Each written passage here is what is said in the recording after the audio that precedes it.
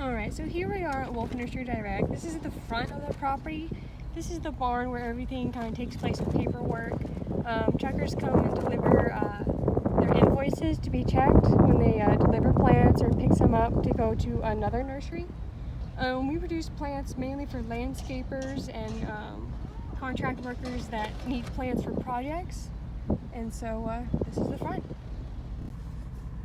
So one of my main jobs here at Wolf Nursery Direct is I spray chemicals on the plants that need it, such as pesticides, insecticides, herbicides, or miticides in case they have bugs, fungal such as mildew powdew.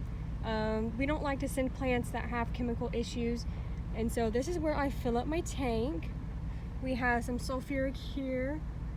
That helps bring the pH of the water down to where it won't burn the plants, because Stephenville water is not the best to water plants with. And so it'll go through the pumps over there. And then what I'll do is I will put that hose in my spray tank and fill it up. Alright, so this is where I fill up the water. We have about 6 or 7 of these on the property, as you can. So what this does is this tells what irrigation to go when and for how long. And so what I would usually do is I would put it on manual 18 because we're in field 18, and it would turn it on. And what that does is that turns on the pump and it lets me fill up my tank. So this is my work truck that I use at Wolf Nursery Direct. This is my spray tank. So the hose from the pump will actually go inside of the red, and I can turn it on how high I need it. So it can run about 100 gallons a minute, and that's a lot of water. So this is a 200-gallon tank. And so what we do is I fill it up with water, and I would proportion the chemicals as needed, such as for Pepperon it's 3 ounces for 50 gallons. And so if I have 100 gallons, I need to put 3 ounces, about 6 ounces. And so what it does do is I will turn on the engine, and it would build pressure up, and so it'll come through the hose, and I'll get to spray when I need to. Whenever I clean my tank, it's about the same process.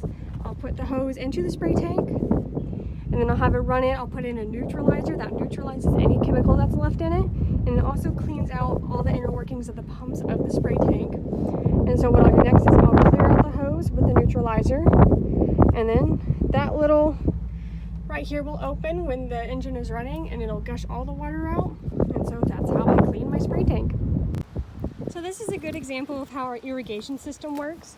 So we have these pipes where these plug into, and then these go into the soil with the trees, and that's how we individually water our trees. Now another good example is over here with our junipers in field 17.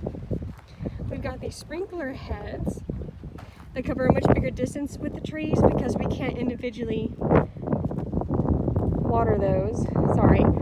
So what we do, so this is about the size of a normal greenhouse.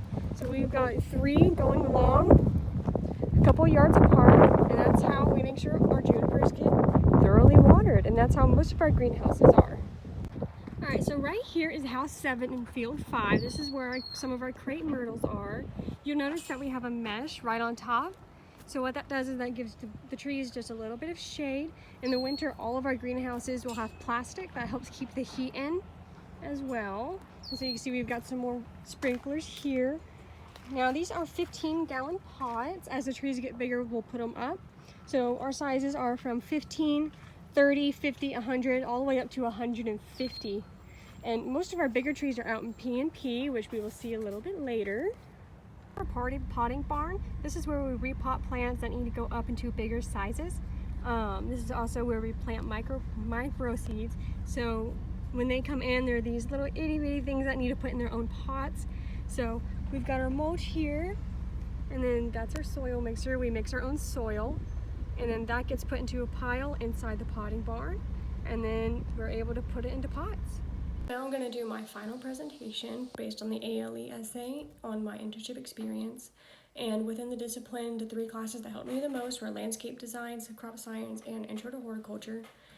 Intro to horticulture, the one I talked about in the essay, is how they introduced us to plants, the structures, and just the basic general knowledge that you need to have in order to, for the higher level classes, to build up upon.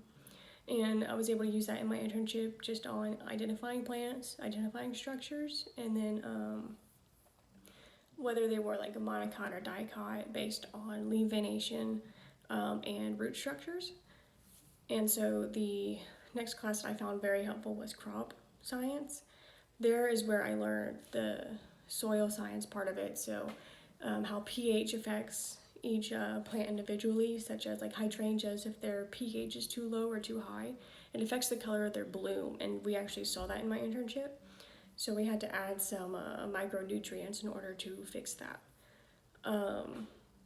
The class I would say helped me the absolute most was landscape design. I took this just this semester before block started, and that's where I learned a whole bunch of landscape plans, their uses, and the requirements. And we also learned how landscapers like to design the landscapes for their customers. And so they'll do it based on the existing structures, such as the houses, the fences, stuff they can't move. And then like trees, you can't really move trees very well. And so they'll kind of design around that. And they'll use color, textures, and sizes. And knowing those landscape plants actually really helps in order for deciding which ones to use. Beyond my agriculture classes, I've got technical writing, communications, and college algebra as the ones I picked.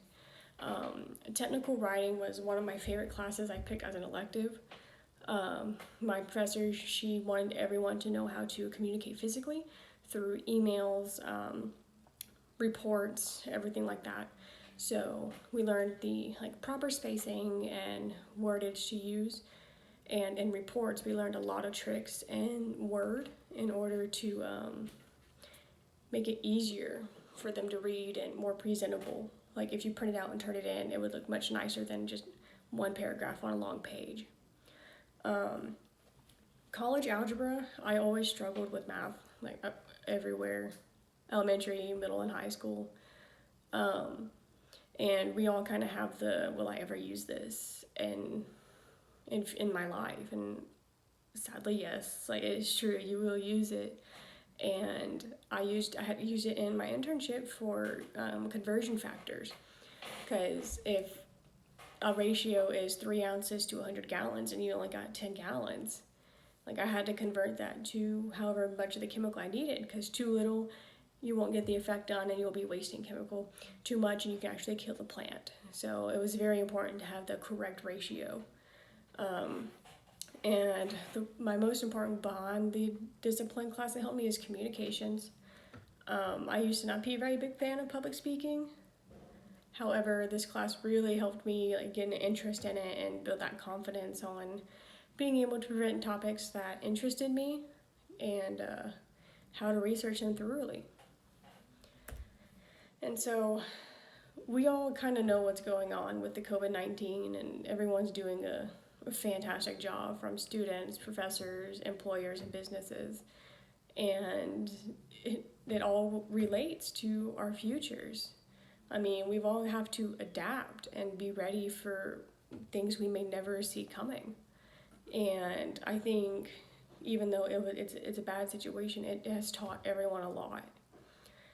On the global impact, we've got to have a plan B always, and then we just have to work through it whenever these things happen. So, great experience.